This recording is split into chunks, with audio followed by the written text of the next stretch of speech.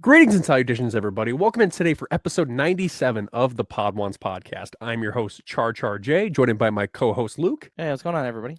And Hereth production. Hope everyone's having a great Thursday night. Today we're going to be covering Season 3, Episode 14 of Star Wars Rebels, also known as Warhead. We're going to be diving into Zeb, Chopper, AP5 on a little mission, trying to, an empire, a secret empire mission. But we got 3 guests on today to talk about this episode. Luke, Hereth, are we ready to go? Let's dive in. The Jedi Knights are all but destroyed, and yet your task is not complete, Inquisitor. The Emperor has foreseen a new threat rising against the Podwans podcast. And we are back.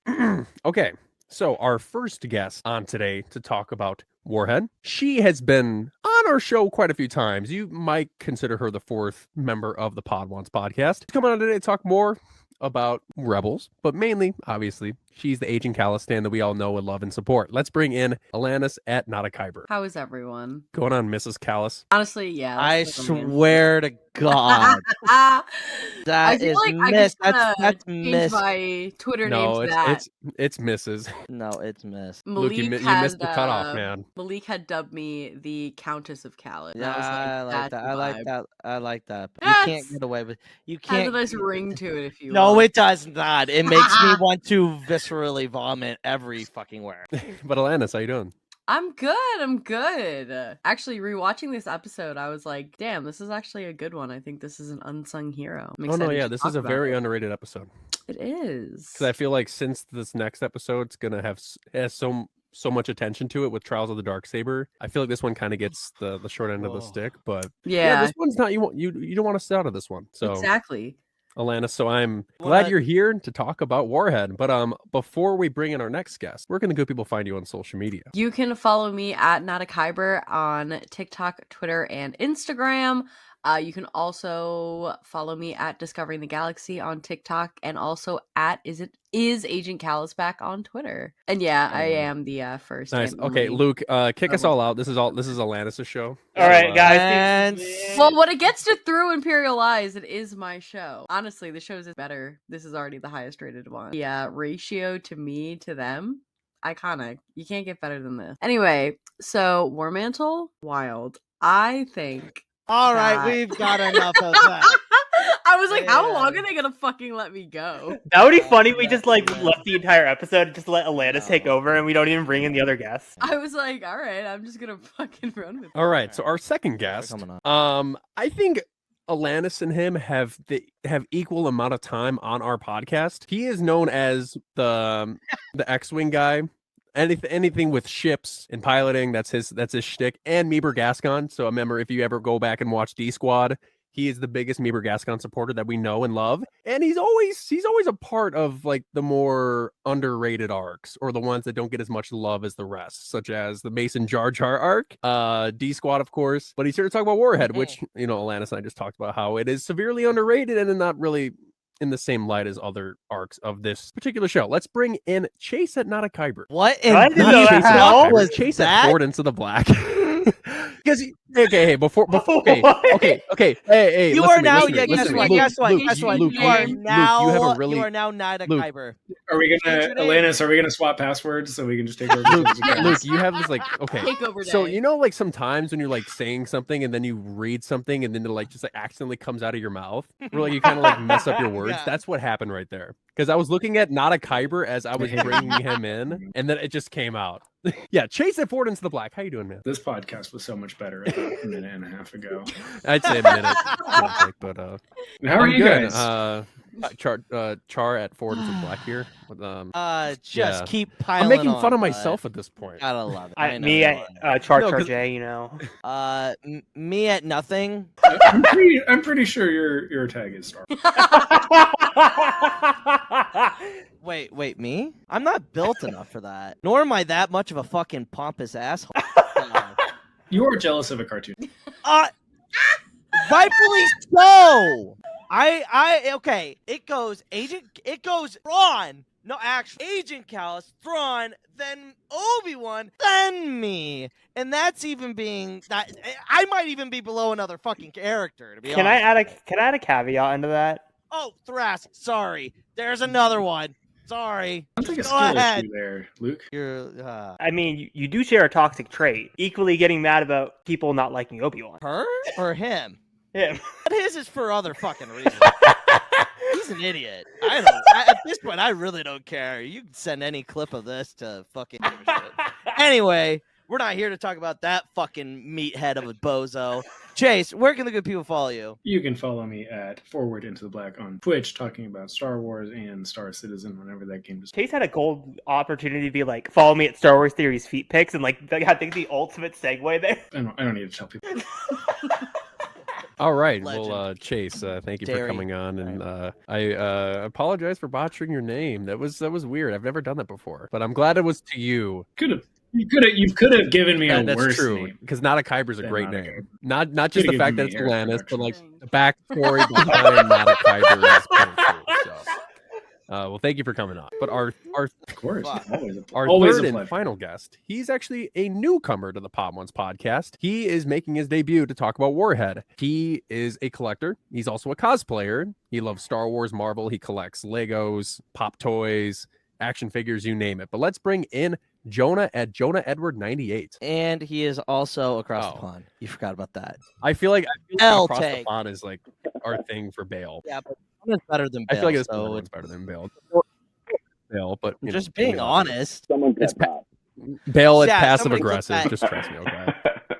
God, passive aggressive. Anyway, Jonah, how are you? Hello, I'm really good, everybody. Thank you so much for having me on. I realize I sound like I'm in a 1950s radio right now, but that is out of my control, and I apologize. Oh, I love it.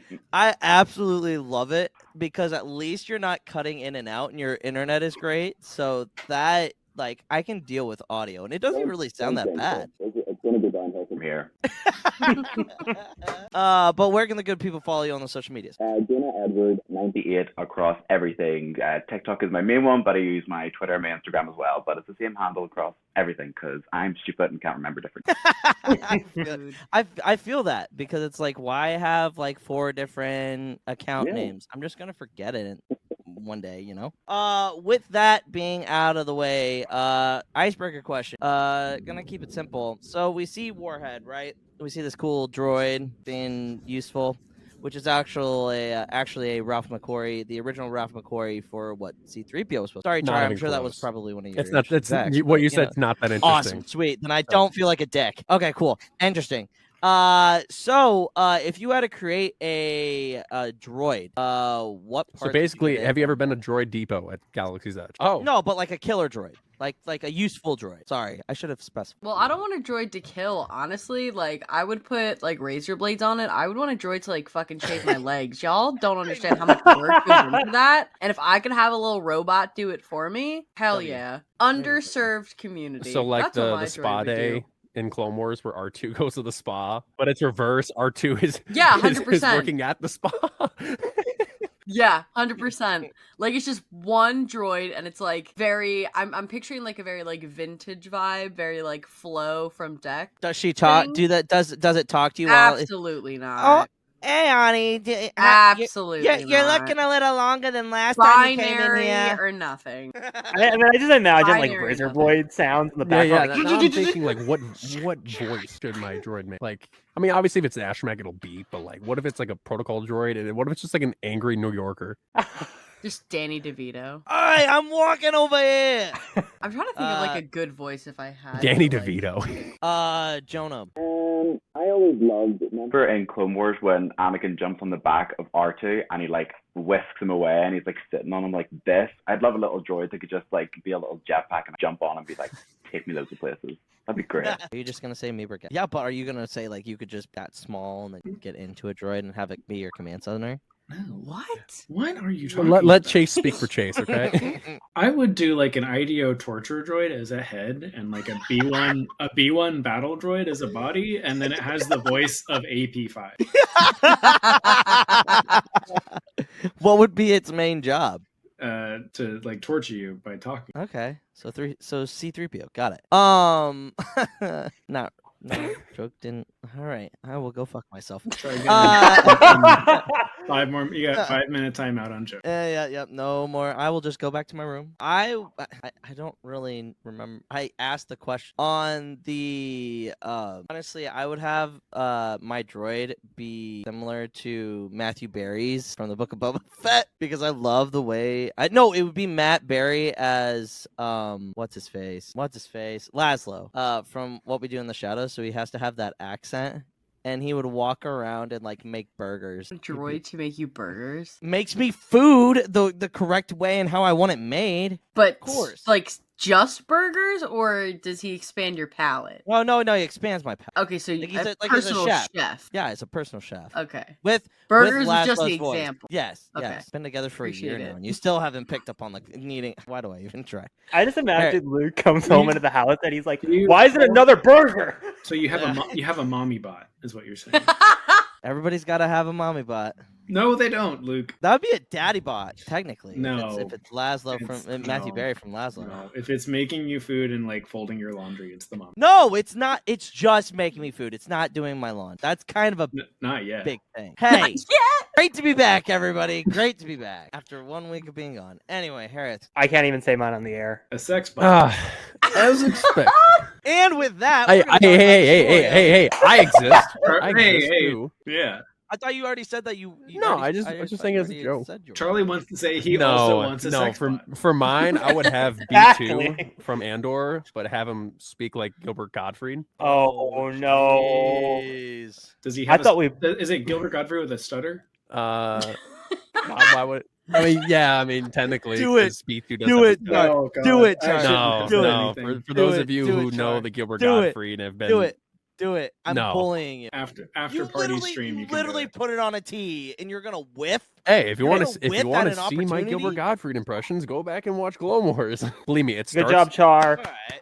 Don't make fun of me. If they get to 2K, Hey. if they get to 2K subscribers, Char will do an entire 3-minute video entirely in No. the If we get to, voice. Imagine if Char. Until then, we are on a no, strike if we from get the to, voice. I'll say this: if we get to 2,000 subs within the next month, 1,000 followers. I'll do an entire episode in Gilbert Gottfried. Hey, episode. Imagine if Char You're a movie. big. Imagine if Char big brains this shit and just gets an AI and just is like he just like clones his own voice and it just like presses it's the all button. natural. Are you kidding me? Yeah. Oh no. Okay. I will I will destroy my will vocal double cord. that. If we get 2,000 subscribers on YouTube in the next month and 1,000 followers on Instagram, then Luke, then it don't be has over to here making happen. the rules for something I have to do. Okay? Yeah, I was thinking that exact thing. Like, what are you gonna do for this? Yeah, Luke, don't be setting Yeah, standards Luke, I and thought you were making volunteering me have something to, else. I thought you were know, gonna- do the shtick. You know. I thought you were gonna Alright. volunteer something. I thought you'd be like, Maybe. oh. Let me think about it. But let's get into the story of.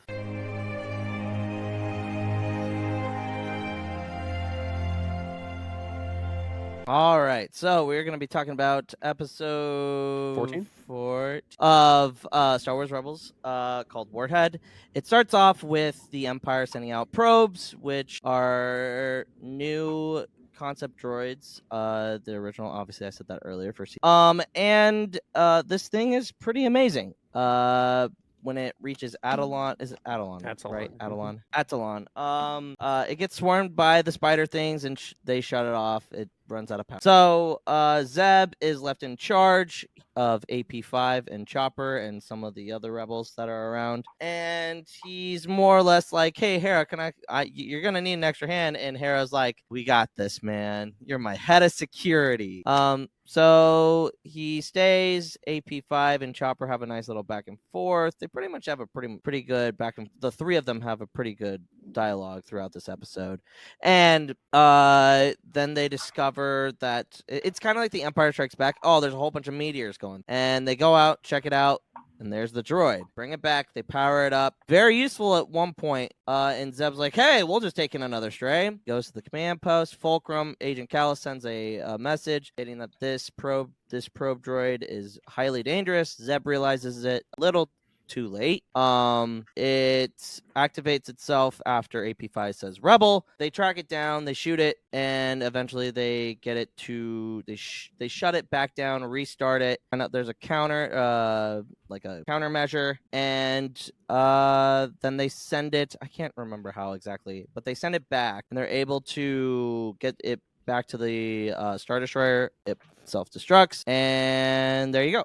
That's pretty much the story of Warhead. In less than a minute. This point. So in this episode, how does Zeb's solo mission give him a chance to show that he is a capable fighter and strategist, and how does it reinforce the bond that he has for the rest of the rebels, buddy? I just kind of just like his willingness to just like jump in on it. You know, I think like if Zeb was put in a position where if he had to go down with the droid, save the rebel base, he would have. But I think like him stepping up is less of like him showing like what the word I'm looking for. Character development. No, it's like it's less of him showing his love for the Ghost Crew because like we know he does. It's clear. I think it's more of him beginning to heal from, you know, the trauma of his, you know, everything that happened. And his like loss of the honor. Right? Yeah.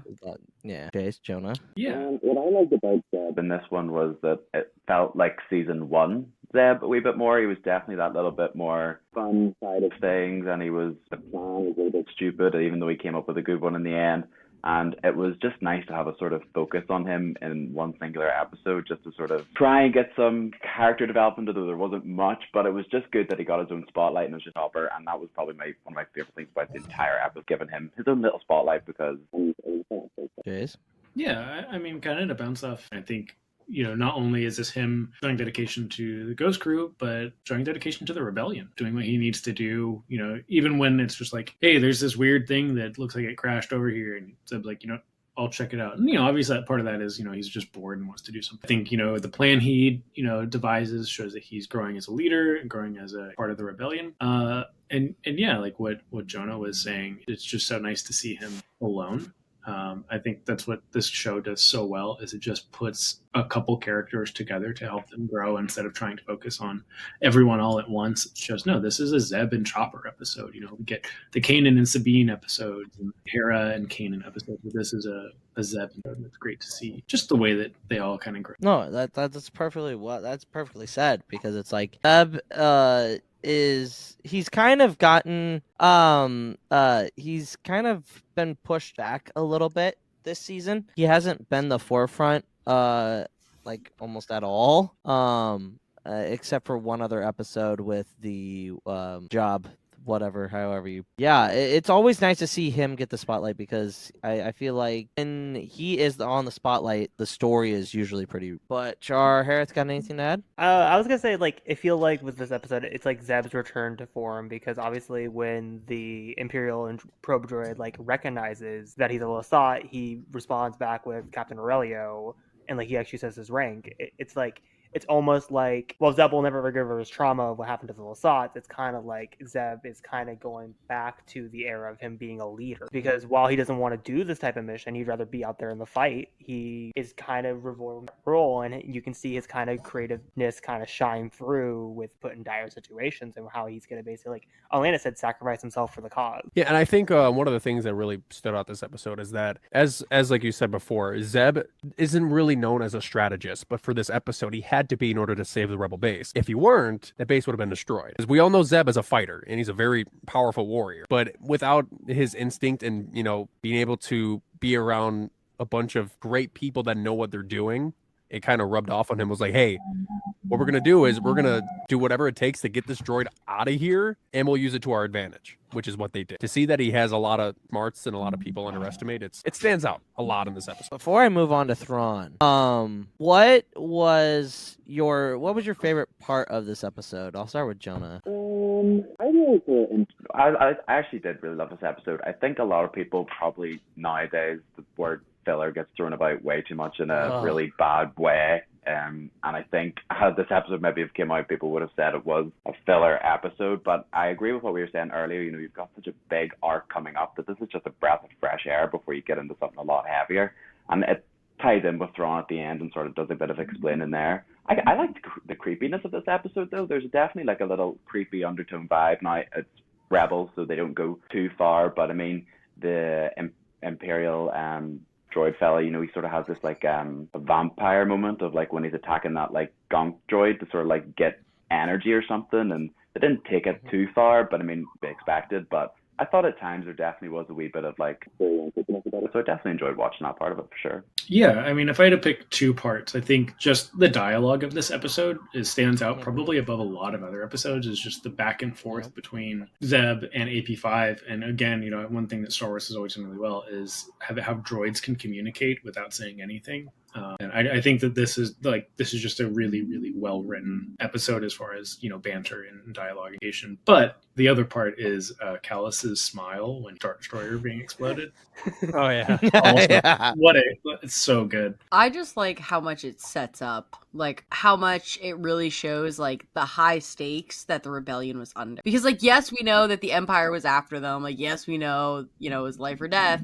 But I think this really solidifies it. Like, they had literal killer assassin droids and, you know, a bunch of them going out in the world causing who knows what to innocent planets. We have the Inquisitors, we have just the general empire that we see, we have stormtroopers. So I think, you know, everything it sets up, especially with Callus and Thrawn as well, I think it's just brilliant. The foreshadowing is incredible. And speaking of Thrawn, my Thrawn question is, so we see him towards the end of the episode, and he is with Callus, and I in my opinion, he already knows. He's already known for a while that Callus, and he uses the droids as a way of narrowing down the absolutely insane, but very on. How does his ability to anticipate the rebels' movements and his strategic placement of the Warhead droids symbolize his immense intellect and tactical supremacy, and how does it set him apart from other villains the Rebels crew has included so far? I think it just kind of shows at this point in Thrawn's story he is having trouble accepting and not defeat in the sense of losing, because Thrawn is not afraid to lose. I think defeat more is in just the crushing morality of everything around him starting to fall, and at this point he is grasping at straws. He's like, you know what, let's sell out, let's just send these out and hope for the best. And it really does highlight how intelligent and how far he plans. But I really think, you know, looking into the future, that, you know, this could really be the Thrawn that is going to move forward in Ahsoka. And if I'm being honest, I kind of hope so. I want some Peepaw Thrawn. Follow-up question. So how far is too far with Peepaw Thrawn? I mean, don't make him clone Thrawn, but, you know, give him some spice. Let Lars have his little villain moment. You know, give me just one long dramatic speech, like some really drawn out like bullshit, and I'll be happy. Then after that, whatever you want to do with him. Follow-up question to the follow-up question. What is Thrawn's clone? Oh, It's interesting. It's a whole nightmare thing. It's a Legends thing. Everyone in the expanded universe was cloned at one point. Yeah. And this is why we don't. Don't come after. But yeah, that's pretty well said.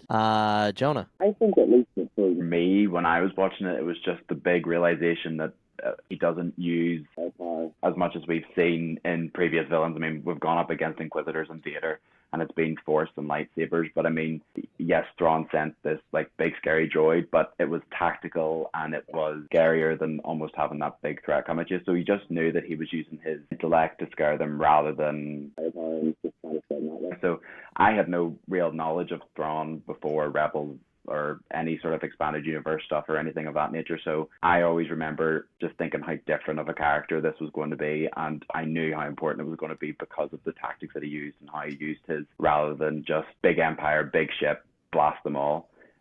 He was sneaky and it always worked out, but I totally agree. It was Thrawn's willing ability to not fail. He was like, I'll try it, and if it's a loss, it may seem like a loss, but it's never going to be a loss for me because I can learn from it. And I think that's what sort of scared them the most. And it is kind of scary when you think about it. Yeah, I mean, Jonah kind of took the words right out of my mouth. It's not a loss for Thrawn. It's a learning opportunity. And the thing that makes him like kind of like an insidious villain is, for him, the loss is, it's a Star Destroyer. But when you think about like how many people are on that Star Destroyer, and for him, like he doesn't bat an eye. He's like, okay, we lost a Star Destroyer, but now we're closer to finding it. So while it's just maybe not the initial plan, but as the plan diverts, and it's like, okay, so we lose the Star Destroyer, but then we learn that we get narrowed down to 94 different planets. It's like, man, he is willing to do just about anything. Really, really top tier villain. Everyone loves Thrawn. But and that's so well done because he is. I like how we've, like Jonah said, that we've had more like the villains of the last 2 seasons. Vader is intellectually is up there, but he's not Thrawn. He is. No, he's not. No, Anakin's I a said big not dumb. as much as Thrawn. Not Anakin's even a big close to dum-dum. Thrawn. He's not dumb though. Like Tarkin's smarter than Anakin. Yeah. Well, yeah. It would go. Most of the Empire is smarter than. Luke, why do you always do this with like Imperials? You're like, I'm gonna put someone over Thrawn just to be Tarkin is smarter than Thrawn. Vader.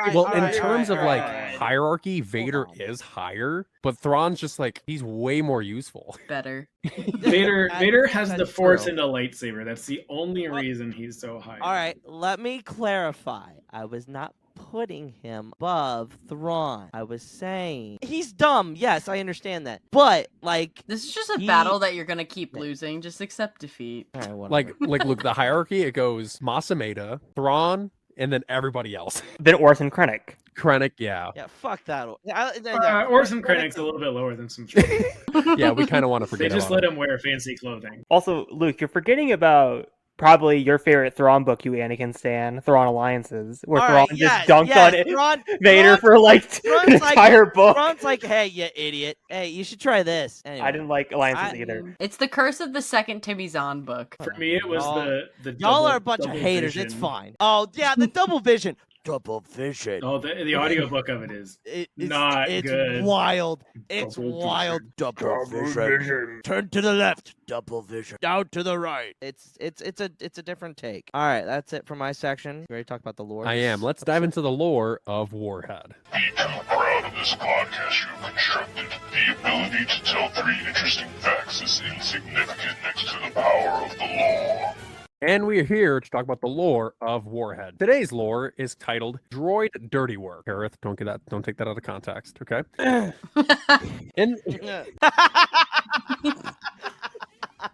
It's the delayed laughter. Hey, Hereth, you set yourself up with that. I'm sorry. But in this episode, we see an EXD series infiltrator droid try to take out the rebel base on Attilan, but it is unsuccessful. But we did see what that droid is capable of. In Star Wars, droids sometimes take on assignments or tasks to complete missions or try to take out an adversary. Some examples of that are the IG-100 Magna Guards facing Obi-Wan and Anakin on the Invisible Hand in Revenge of the Sith. There's K-2SO going to take Jin from the Imperial prison camp on Wobani. BD-1 attacking Darth Vader during his duel with Cal in Jedi Fallen Order. IG-11 sacrificing himself to save Din, Greef, Cara Dune, and Grogu in Season 1 of The Mandalorian. And lastly, a boatload of R2 moments, such as him reassembling the droids in the Clone Wars episode of Friend in Need, and R2 saving Mace Windu and Anakin Skywalker from a collapsing Venator in the Season 2 finale of Clone Wars. 1,000 different R2-D2 moments. I can't even list them all.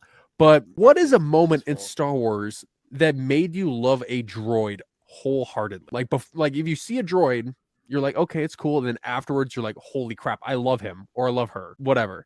What was that moment for? Oh, this is a good... Dio and BD-1 being a wholesome one. That's a good duo though, because we really never saw a droid that was kind of a mixture of an astromech and that could talk. So I found that aspect really, really interesting. I hope Dio and BD. What's a moment that made you love it? You know, as someone who never liked C-3PO, C-3PO in The Rise of Skywalker saying, I am taking one last... He's been there since the That's exactly beginning. how I felt, because as the sequel trilogy films kept on moving on, I feel like a lot of people were kind of disrespecting C-3PO, because I mean, I feel like a lot of people just like knock him as like the comic relief of the original trilogy. But from that movie, that was like his best movie. Maybe Return of the Jedi is his best movie, but Rise of Skywalker really made me admire him more. But Jonah, what was one moment that made you love a droid? Like, or made you admire a droid a lot more? The first thing that sort of came to my mind, and I can't remember all of the droid's name, but it's in season 7 of Clone Wars, the last episode with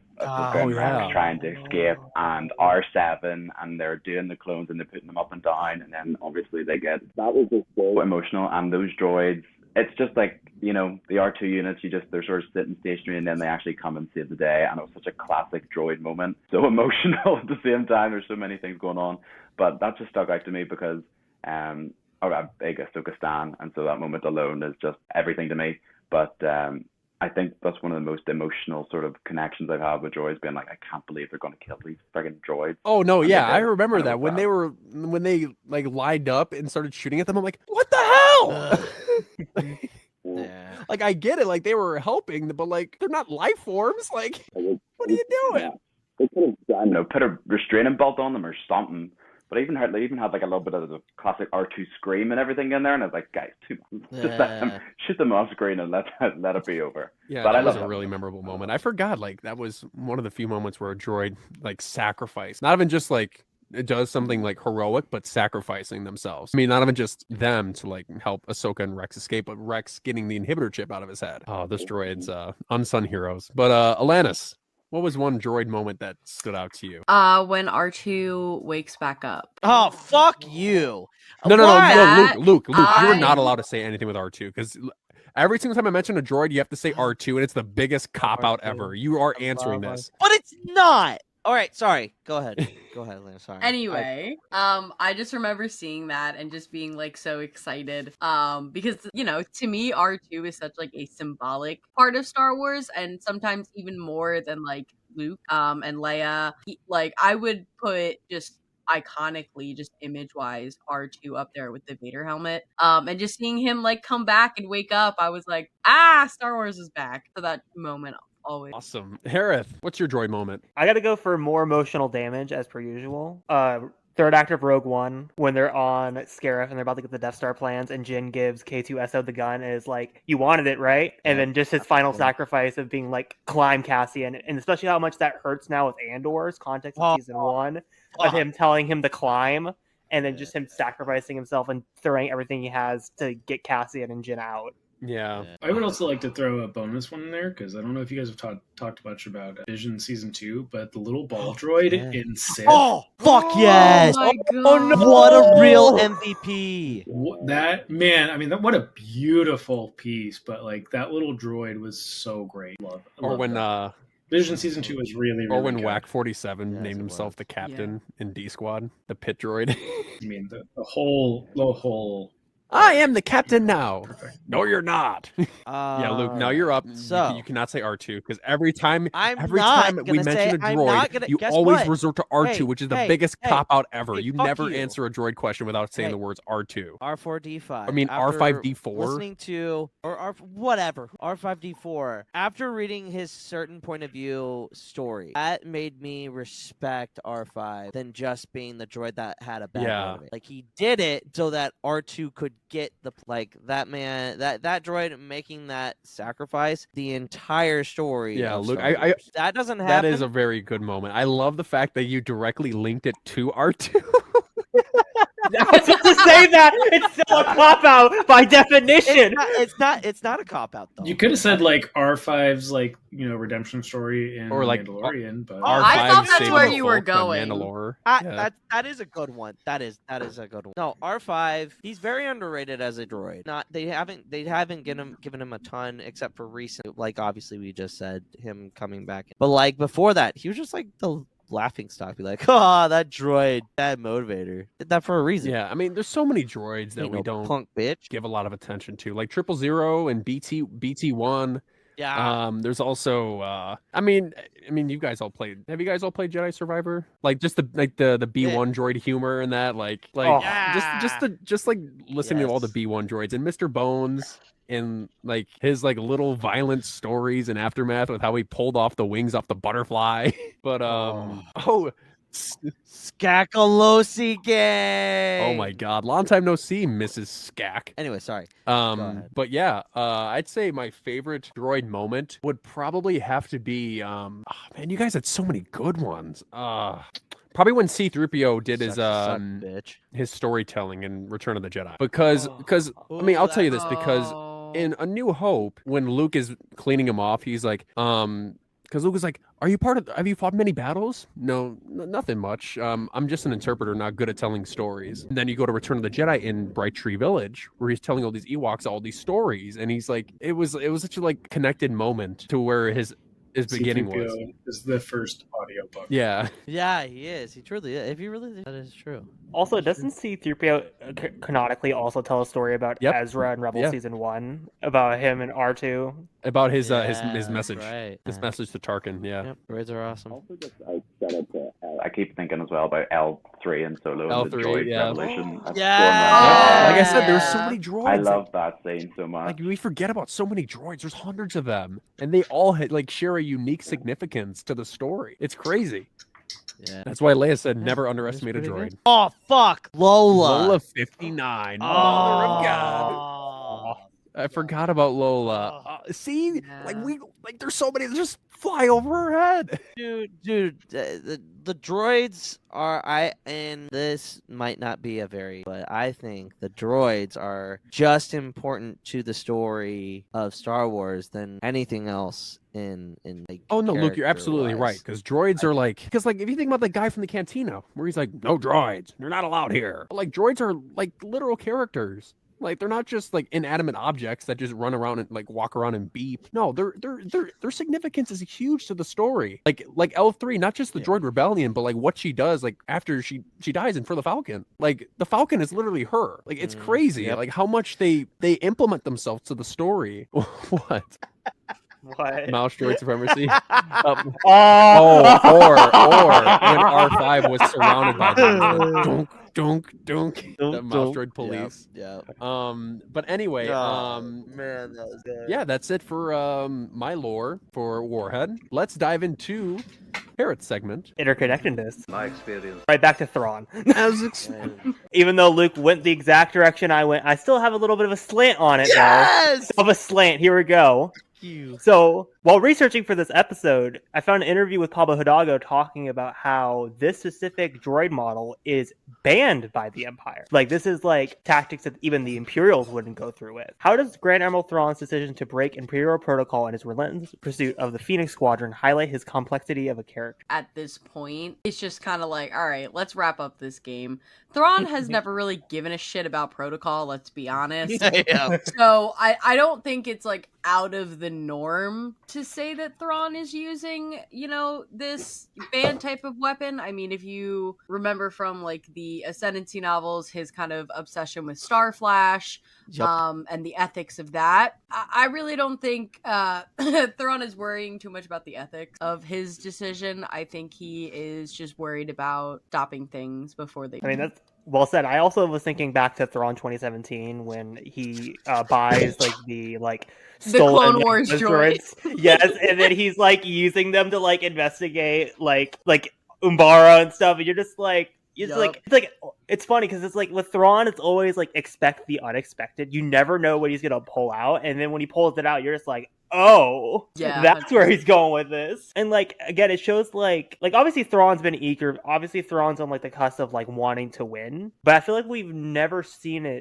Thrawn go to this extent. Like obviously Ascendancy, he had a couple moments where he was like, I want to win to beat the Grisks, but like we've never seen it to this degree. Well, like Baton did happen, and there was a lot of civilian casualties. So I don't think this is like the crescendo of his being insane. This just adds another layer of how far he's willing to push protocol. I was gonna say, Chase and Jonah, do you have anything else to add on like Thrawn's complexity and how far he's willing to go? I just think it's a prime example of how obsessed he is.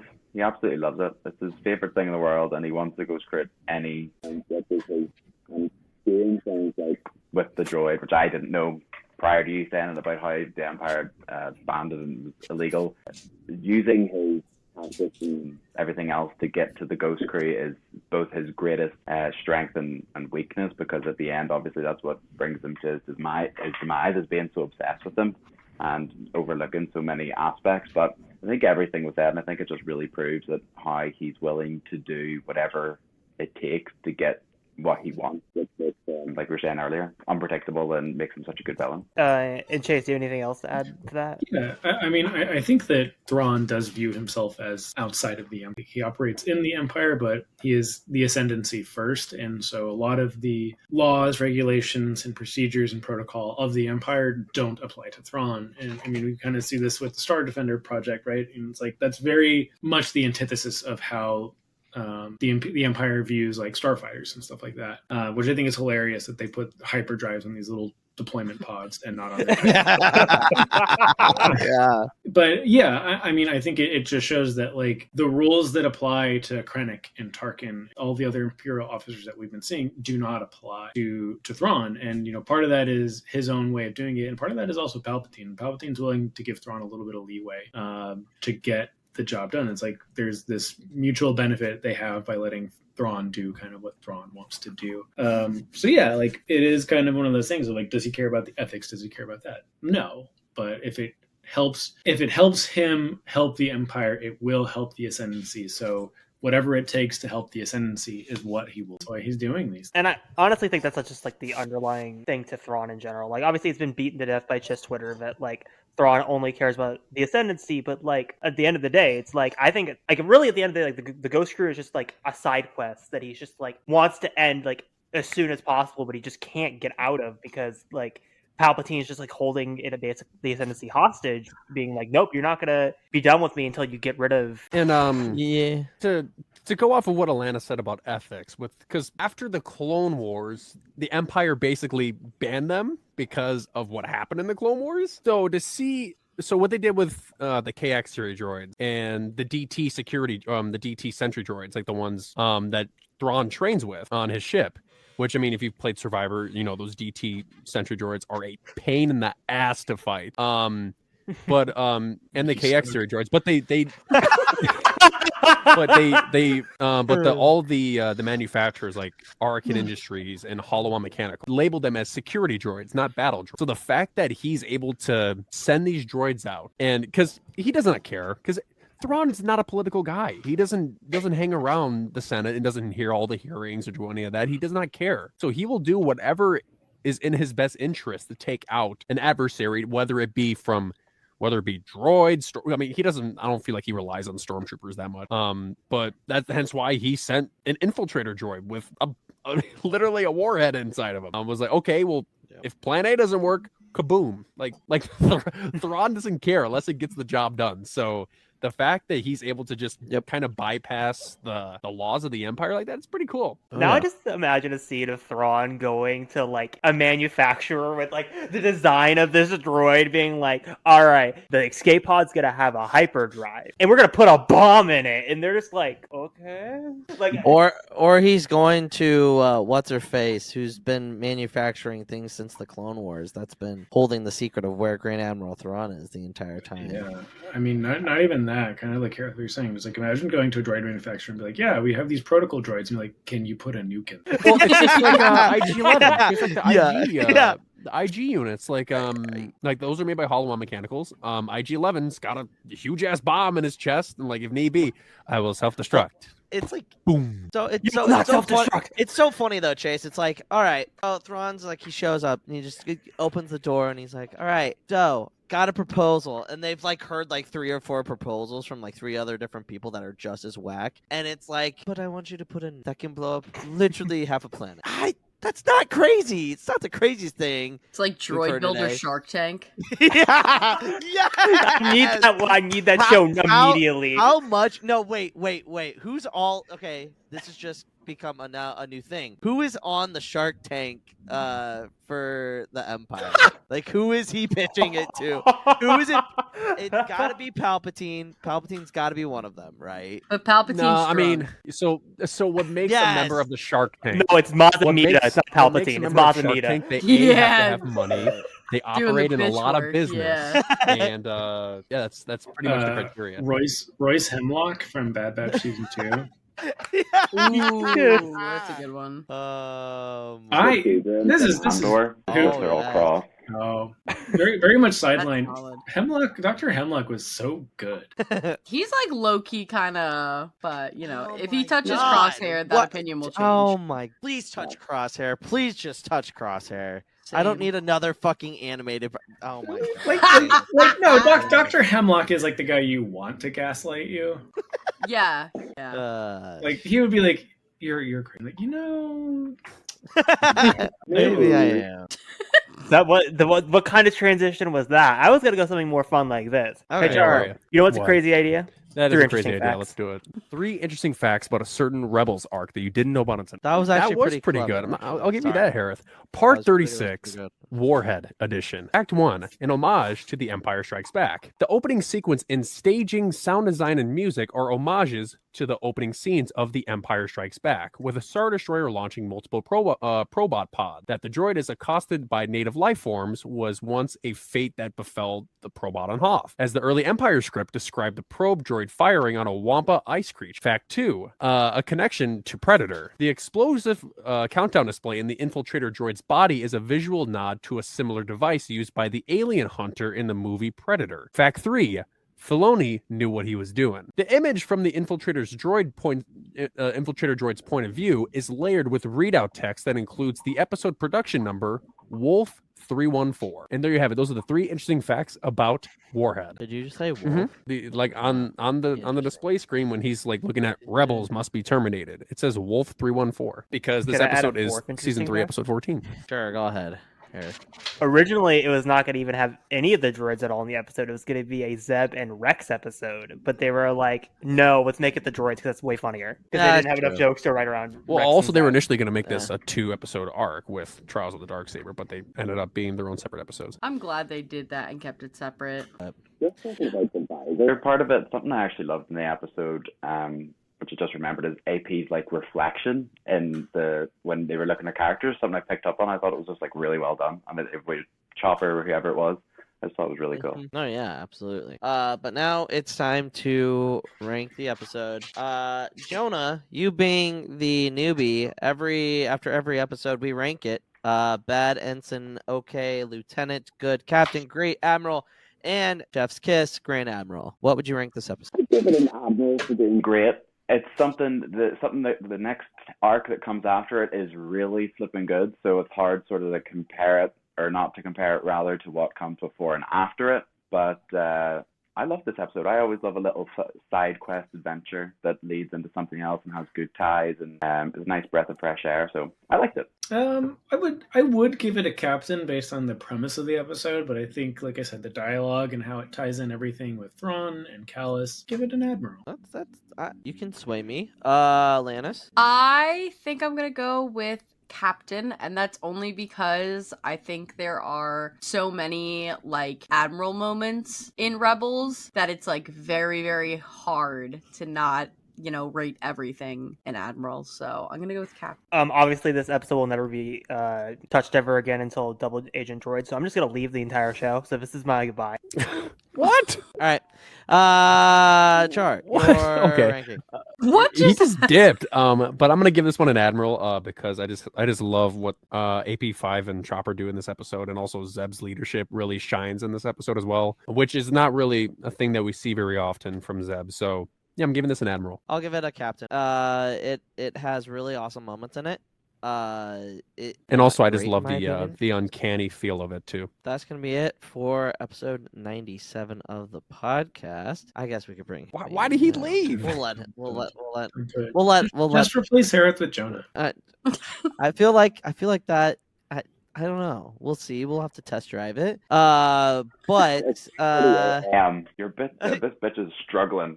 She's had 2 coffees. I gotta work at 8. I'm powering through. Let's. Oh yeah, absolutely. All right. Anyway, but that's gonna be it for this episode. Thank you guys so much. Jonah, where can the good people follow you on the social media? 98 on Twitter, Instagram, and TikTok across everything. So. Chase. You can follow me at Forward Into the Black on TikTok and on Twitch, where I've been playing Elite Dangerous, going around the galaxy, and Star Citizen decides to work again. I'll be streaming. And Alanis. You can follow me at Not a Kyber on TikTok, Twitter, and Instagram, at Discovering the Galaxy on TikTok, and at is Agent Callus back on People want to know. Sith Face whenever the fuck we decide. Sith Face whenever we feel like it. Luke, we haven't been on Sith Face in a while, or I haven't been on Sith Face in a while. You know who also can join Sith Face now? Because you're not a baby anymore. Yay, I'm not a child. Wait. I thought we were talking about Remy. Yeah. Thank you, Remy. Appreciate it. This is the face one. Hereth, where can the good people follow you? Well, you can find me at Hereth Productions on TikTok and Instagram. Hereth_edits on Twitter. You will not edit, Remy. That's my job. And you can find me here on the Pod Ones. Char, where can the good people follow Good people, you can find me on TikTok, Twitter, and Instagram at CharJ, spelled right here. And you can find me here at the Pod Ones podcast every Thursday night as we cover our Star Wars Rebels rewatch. Check us out next week as we cover the highly anticipated episode, Season 3, Episode 15, Trials of the Dark Side, and the Legacy of Mandalore. Twilight of the Dark Side. There you go. And that's gonna be it. You can follow us at the Pod Ones on all social medias. But yeah, till next time, may the force be with you. See you guys. Always.